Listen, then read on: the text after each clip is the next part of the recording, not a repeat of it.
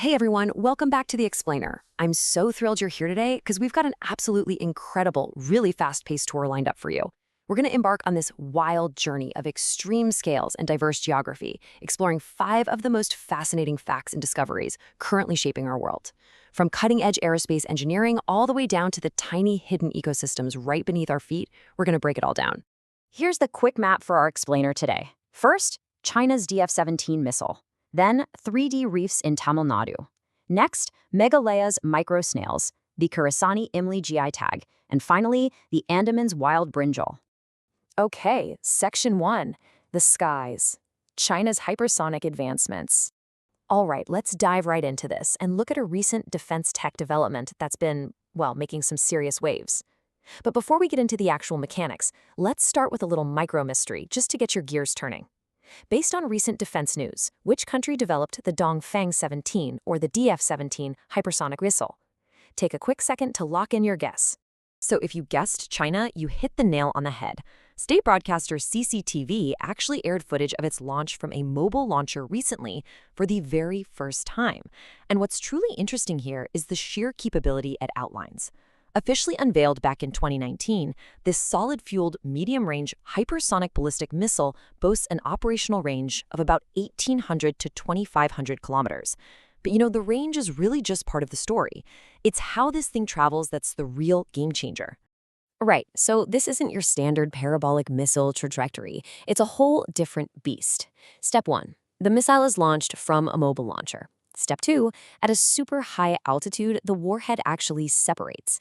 And step 3 is where the advanced engineering really comes in. The payload, which is known as the DFZF hypersonic glide vehicle, re-enters the Earth's atmosphere.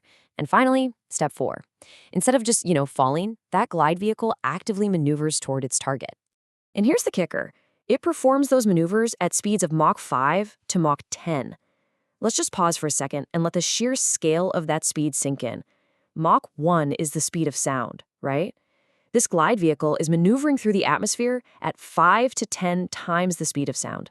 It's an absolutely staggering piece of aerospace engineering that kind of fundamentally shifts how we understand aerial dynamics. Moving on to Section 2, the coasts, aquatic engineering in Tamil Nadu. So we're shifting drastically from vehicles moving at Mach 10 in the upper atmosphere, plunging straight down into the coastal waters of India. Here's our next narrative hook for you. Ramanathapuram has been in the news lately for hosting India's first 3D-printed artificial reef project. But do you happen to know which state Ramanathapuram is located in? If you said Tamil Nadu, you're right. The state just announced the deployment of these incredibly innovative artificial reef modules right off the Ramanathapuram coast. Now, this is a pilot project being implemented under Phase 2 of the Pradhan Mantri Matsya Sampada Yojana. And what's fascinating to me here is this cool intersection of nature and cutting-edge tech. They're utilizing advanced 3D printing technology to evaluate 6 different highly specific reef designs. So, you might be wondering, why does this all matter? Well, there are 3 vital real-world applications here. First, to restore marine habitats that have been degraded over time. Second, to genuinely enhance biodiversity by giving marine life a complex, sturdy structure to call home. And third, to support sustainable fisheries, making sure local ecosystems and the communities that rely on them can thrive for generations. All right, Section 3, the caves, micro-discoveries in Meghalaya. Okay, we're leaving those sunlit coastal waters behind now and guiding you deep into the dark, hidden limestone caves of the Indo-Burma biodiversity hotspot. Time for our third micro-mystery. Scientists recently discovered Jerissa meghalayensis and Acmella bensoni. Just going off those scientific names, what group of organisms do you think we're talking about here? We're talking about cave-dwelling microsnails. No way, right? These are incredibly tiny, newly discovered organisms found deep within the limestone cave systems of Meghalaya. It's just a fantastic reminder of how much of our own planet still remains totally unexplored.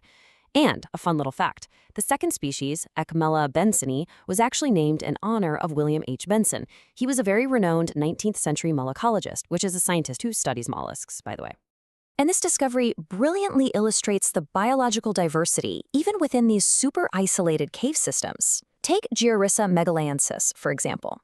Because it was found near the entrance of the Crimpuri Cave, where there might be slightly different light and environmental conditions, it sports this distinct orangish-red shell with mesh-like ridges. Now contrast that with Acmella bensoni, found much deeper in Krimpuri and the Arwa Cave. It adapted with a small, whitish, completely translucent shell featuring fine rib patterns. It's like two entirely different evolutionary paths separated by mere meters of cave rock. Which brings us to Section 4, the heritage, agricultural milestones in Madhya Pradesh. Let's transition smoothly from these subterranean discoveries up to the rich historical, tribal, and agricultural heritage of central India. Can you identify the state that's claiming the newly geographical indication, or GI, tagged Khurasani Imli? It's also locally known as Mandav Imli. That would be Madhya Pradesh. This state is home to the Khurasani Imli, which is actually the fruit of the incredibly iconic baobab tree found in the ancient fort city of Mandu. If you haven't ever seen one of these fruits, they're light green and possess this very distinctive, vibrant, sweet, sour, tangy taste. And getting a GI tag, that is a massive milestone because it officially protects and recognizes the unique geographic origin and traditional heritage of this specific fruit. But it's not just about a unique flavor. It's about what this plant actually provides to the people living there. The fruit is incredibly rich in vitamin C, antioxidants, and minerals. But what's truly remarkable is the traditional knowledge surrounding it. Local tribal communities literally don't let any part of the plant go to waste. They utilize the pulp, the juice, the seeds, and even the bark for various medicinal purposes. It's a perfect example of nature serving as a complete pharmacy. And our final stop, Section 5, the forests. Botanical breakthroughs in the Andaman Islands.